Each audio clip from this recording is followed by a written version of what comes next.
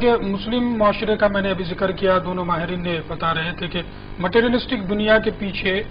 بعض اوقات زیادہ تر خواتین پڑی ہوئی ہوتی ہیں، اور جیسا جج صاحب نے فرمایا کہ اگر کبھی کوئی شوہر کوئی چیز پرووائڈ نہ کر دے تو یہ چیزیں ایسی ہو جاتی ہیں۔ مزید اس پر کیا کہنا چاہیں گے زید صاحب کہ یہ جو اور کیا وجوہات ہو سکتی ہیں؟ بس یہ جدید جو الیکٹریکل گڈس وغیرہ جو دنیا میں آ گئے ہیں جی، اس کو دیکھنے کے بعد، فیشن کو دیکھنے کے بعد، گھر کی مجبوریوں کو دیکھنے کے بعد، ماں باپ کی غیر ضروری طور پہ سہولتیں فراہم کرنے کی،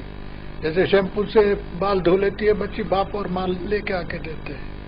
بچی گنجی ہو جاتی ہے کچھ دنوں کے بعد جی، اور اس کے بعد جو ہے اس کے حالات ایسے دگرگوں ہو جاتے کہ لڑکا اس کے بال وغیرہ سب بدشکل ہوئی دوسری طرف بھاگ جاتا ہے، طلاق دے دیتا ہے۔ ٹھیک، تو میں ناویندر صاحب سے جاننا چاہوں گا کہ ہندو معاشرے میں آج کل جو طلاق کے معاملات ہیں اس کے کیا وجوہات ہیں؟ اس کے کئی کارن بتائے جا سکتے ہیں، اور خاص طور پر دیکھا جائے تو ہائر ایجوکیشن